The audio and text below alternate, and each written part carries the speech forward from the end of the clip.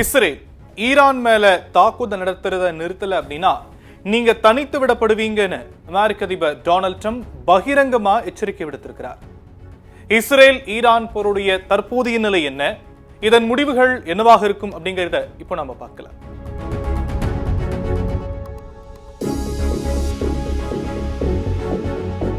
Iran அணு ஆயுதங்களை தயாரிக்க கூடாது அப்படின்னு கடந்த பிப்ரவரி மாசம் 20ஆம் தேதி இஸ்ரேல் அமெரிக்கா சேர்ந்து ஈரான் மேல கூட்டு தாக்குதலை தொடங்க அது மத்திய கிழக்கு பகுதிகளில் போருக்கு வித்துட்டுச்சு.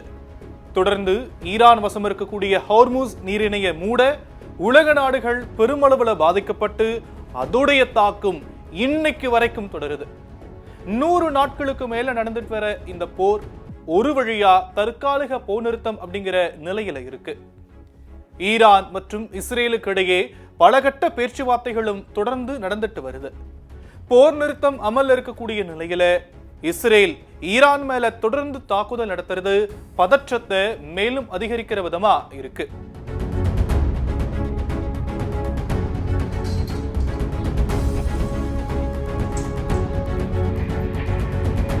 இதுக்கு ஈரானும் பதிலடி கொடுத்துட்டு தான் வராங்க. லெபனான் மேல இஸ்ரேல் தாக்குதல் நடத்த அதுக்கு பதிலடி கொடுக்கிற விதமா இஸ்ரேல் தலைநகர் டெல் அவீவ், ஜெருசலேம் உள்ளிட்ட பகுதிகளில் ஈரான் ஏவுகணை வீசி தாக்க தொடங்கினாங்க. தொடர்ந்து இதே நிலை நீடிக்க அமெரிக்க அதிபர் ட்ரம்ப் இஸ்ரேல் பிரதமர் பெஞ்சமின் நெத்தன்யாஹுக்கு போன் பண்ணி எச்சரிக்கை விடுத்திருக்கிறதா தகவல் வெளியாகி இருக்கு. அந்த உரையாடல்ல போர் நிறுத்தம் செய்யப்பட்டு அமைதி பேச்சுவார்த்தை நடந்துகிட்டு இருக்கக்கூடிய நிலையில இஸ்ரேலுடைய இந்த தாக்குதல் நடவடிக்கை ஏற்புடையதா இல்ல அப்படின்னும், ஒருவேளை இந்த தாக்குதல்களை உடனடியா நிறுத்தல அப்படின்னா நீங்க தனித்து விடப்படுவீங்கன்னு சொல்லி இருக்கிறாரு. ஏற்கனவே அதிபர் ட்ரம்ப் ஈரான் மேல தாக்குதல் நடத்தி அமைதி பேச்சுவார்த்தையை சீர்குலைக்கும் நடவடிக்கைகளை ஈடுபட வேண்டாம்னு அறிவுறுத்தி இருந்தாரு. அதையும் மீறிதான் இஸ்ரேல் ஈரான் தலைநகர் தெஹ்ரான்ல தாக்குதல் நடத்தினாங்க.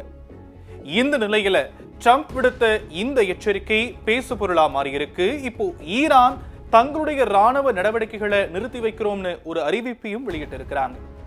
இந்த போருடைய அடுத்த கட்ட நகர்வு எப்படி இருக்கும் அப்படிங்கறத பொறுத்திருந்துதான் பார்க்கணும். செய்திகளை உடனுக்குடனும் துல்லியமாகவும் தெரிந்து கொள்ள சப்ஸ்கிரைப் பண்ணுங்க.